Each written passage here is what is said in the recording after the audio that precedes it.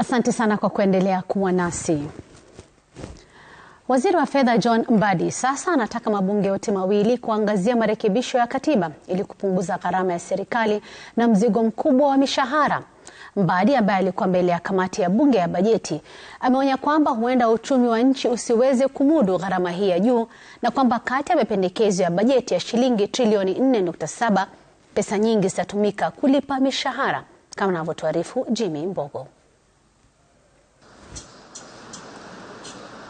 Wizara ya Hazina Kuu ya Kitaifa inapendekeza bajeti ya shilingi trilioni 4 ya mwaka wa kifedha wa 2026 na 27.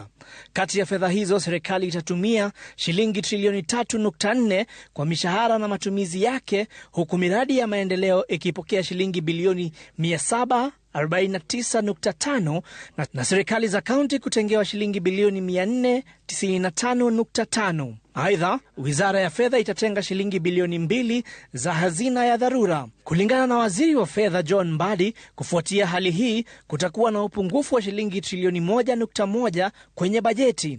Pengo hilo litajazwa na mikopo ya nje ya nchi ya shilingi bilioni 225.5 na mikopo ya humu nchini ya shilingi bilioni 890.4.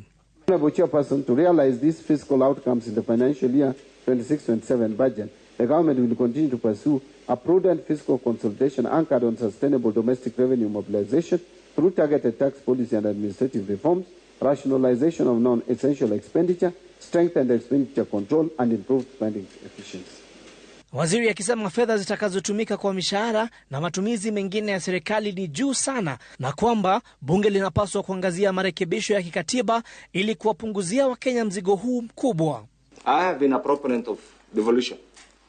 And I dare say this, it's not working.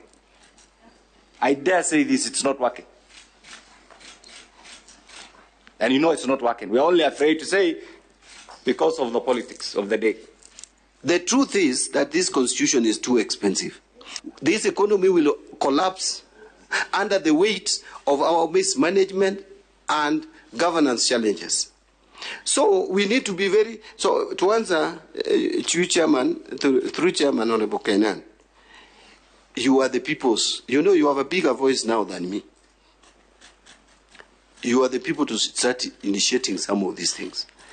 Na kuhusu mapigano yanayoendelea kati ya Marekani, Israeli na Iran na athari zake kwa biashara ulimwenguni, waziri anasema serikali itafuatilia kwa makini matukio hayo ili kuhakikisha Kenya haitaathirika pakubwa.